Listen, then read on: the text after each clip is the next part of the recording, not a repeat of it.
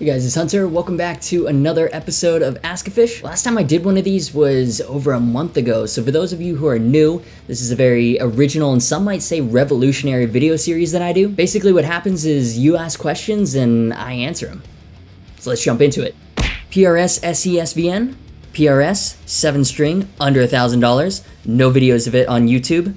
Please? 7-string PRS SE, count me the hell in. Now this was asked a few weeks ago, and since then a few demos have gone up and it does sound tasty, but they're pretty much all on the PRS channel and it's not really like anything that I do with the review. So it's a 7-string version of the SE Custom 24 down to the beveled maple top and flame maple veneer, the 8515S pickup set, and even the 10-inch fingerboard radius. It looks like the biggest difference, besides obviously the low B string, is that it's got a longer 26.5-inch scale length. So yeah, it looks pretty cool. It's the kind of 7-string guitar that I really like. It's almost like a sleeper guitar with traditional looks and build specs. It's not over the top pointy with a 20-inch fingerboard radius. Clint Lowry from Sevendust apparently really likes his Black Cherry one. It was in the last 2 Sevendust music videos. Side note, how good is Dirty? So yeah, with the new Sevendust record on the horizon, I am so down to demo this guitar. Like, why haven't I heard more about this online? It's a 7-string PRS SE, that is so cool. If you haven't seen an Askgufish before, I use polls in the cards to gauge what you think about a certain piece of gear and whether it's worth putting together a video for. So obviously I'm excited for an SE7, but what about you? Let me know by clicking up there. Hey Hunter, just curious, what's your proper Chinese name? For those of you who are unaware, I spent most of my time growing up in Shanghai, which is why he's asking about my Chinese name. It's pronounced Li Te, and I'll throw the characters on the screen somewhere. Learning Chinese actually turned out to be pretty useful. I started localizing some of the videos for the Chinese social media platforms since YouTube is blocked there, and brands are starting to see some value in that. So hopefully that means we can start getting some more gear on here.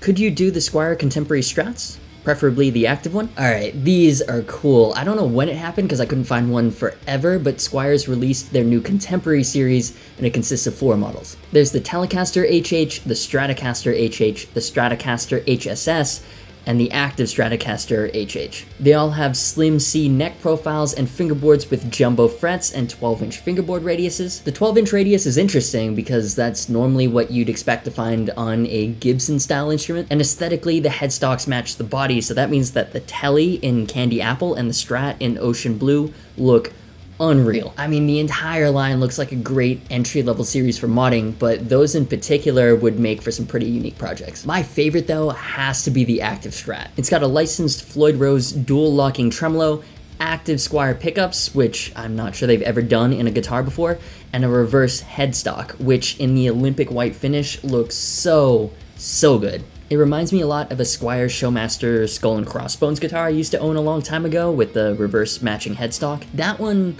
wasn't great, so I sold it, but I'm interested to see 10 years later what an entry-level Floyd-equipped guitar from Squier with proprietary active pickups can do. But what do you think of the Squier Contemporary series, and which one is your favorite?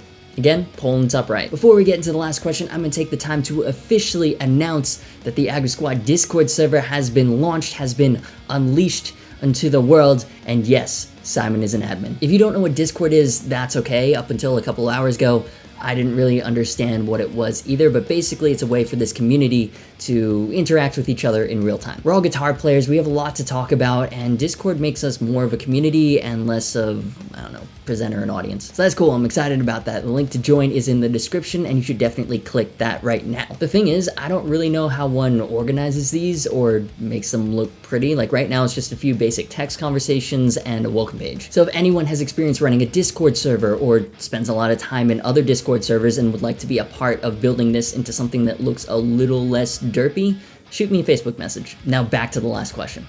Do you do anything with the guitars when you get them? Besides tuning, of course? Generally, no, I don't even change the strings most of the time unless they're old and super gross. I'll make sure they're playable, so if they absolutely need like a truss rod adjustment or the intonation needs to be fixed because every note is wrong, that stuff I'll fix, but they're all things that any standard guitarist could do without special tools. Basically, the idea behind that for the demo/review videos is to provide as accurate an impression as possible as if the guitar arrived at your door instead of mine. That's why even on the demo mixes, Pat and Luke don't mess with the guitar EQ that much, because we want to make sure what you're hearing is the guitar through an amp and not just a bunch of effects, edits, and post EQ. And that'll do it for this week's episode of Askgufish. Feel free to leave your thoughts on anything discussed in the comments.